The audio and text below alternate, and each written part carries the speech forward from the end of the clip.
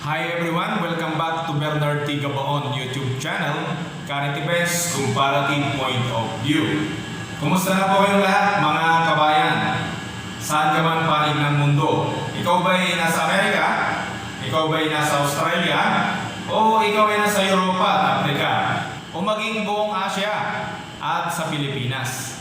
Nais ko po kayong batiin ng isang magandang gabi at magandang umaga po sa inyong lahat.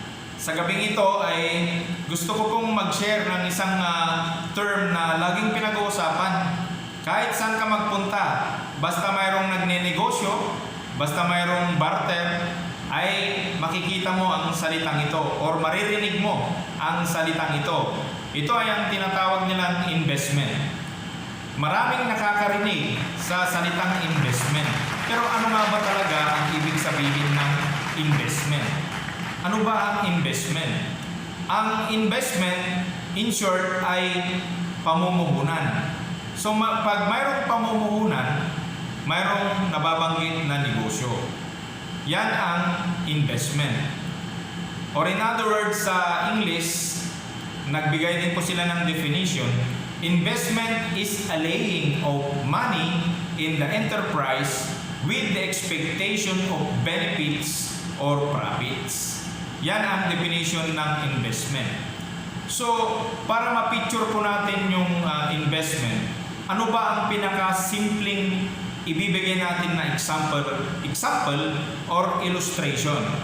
Maaari po siguro natin kunin yung sitwasyon po ng isang magsasaka.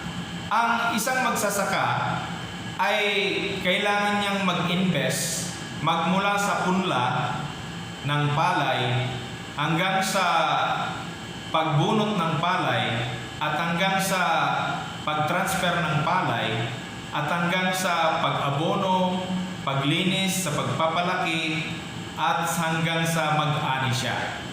Yan ang isang investment. Example po yan ng investment. Siya po ay namuhunan, kinailangan niya po ang tulong ng mga ibang tao. Hindi niya po sinarili na ginawa ang lahat yon na pagtatanim.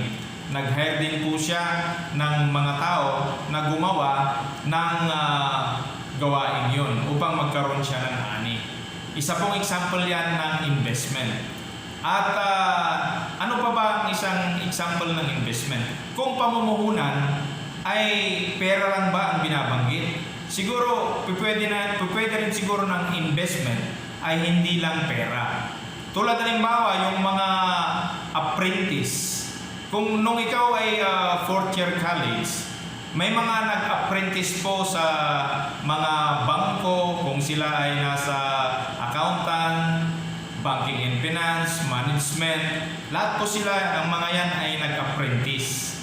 At ang ginawa nilang investment ay ang kanilang sigasig, ang kanilang katalinuhan, ang kanilang hardworking. Yan ang ginawa nilang investment. Dahil masasabi natin na investment yan, dahil lagi nating naririnig sa mga vlog na sinasabi nila, kung gusto mong yumaman, mag-invest ka sa iyong education sa financial literacy. So sa makatuwid baga ay hindi lang pera ang binabanggit ng investment. Pero sa gabing ito ay papiyawan po natin at ilantad po natin yung mga sinasabi nilang investment na yan po ay talagang magagandang investment. Ang investment po na ng napakarami ay yung iba, nag-mutual fund po sila, yung iba ay UITF, yung iba ay nasa stocks, bonds, yung iba ay nasa real estate, yung iba nasa pagsusulat ng libro, yung artwork, sa mga jewelries, at lahat ng nag-generate ng pera na papapasok ng pera sa isang investment, ay yan po ay isang malaking investment. So yan po ang ibig sabihin ng investment. At ano naman po yung mga maliliit na investment na pwede namang magawa po ng mga maliliit na tao kagaya ko? Marami po tayong magagawang investment. Tumingin ka lang po sa iyong paligid, ika nga yung sinabi nga sa magsasaka, tumingin ka sa iyong paligid, sa 26 days kung nag-invest ka ng iyong kasipagan at iyong creativity, ay pwede kang magbenta ng pechay. Isang investment po yan. Tulad halimbawa, gumawa ka ng 3 plot. At yung 3 plot na yon, within 26 days, magbenta ka na ng pechay. Investment po yan. At magtanim ka po ng 45 days na sitaw. Within 45 days, nag-invest ka dyan ng mga buto, ay siyempre may mga kasama ka, lalo na kapag yung pamilya mo, investment nyo po yan. Kasi ang investment is an asset that intended to have a profits. As investment din po yan. Napakasimple po mga yon. Nagtanim ka rin din ng okra, investment po yan. O di kaya, bumili ka ng mga kambing, ipaalaga mo sa mga kapitbahay mo, investment po yan. Asset po yan. So, yan lamang po ang napakasimpleng definition po ng investment. I hope na ang vlog na ito ay naka-enlighten sa inyo at sana po ay may nakapulutan po tayo ng aral at nasimplify po natin ang ibig sabihin ng investment. At sana po ay mag-invest po tayong lahat dahil kung may investment po tayo, mayroon po tayong inaasahan. At yung investment po natin, pag kumikita na po, ay pwede natin pagkukunan ng pang-invest po natin ulit para lumaki yung investment natin. At pag talagang lumaki na, pwede na natin gamitin sa ating mga expenses with minimal expenses. At yan lamang po.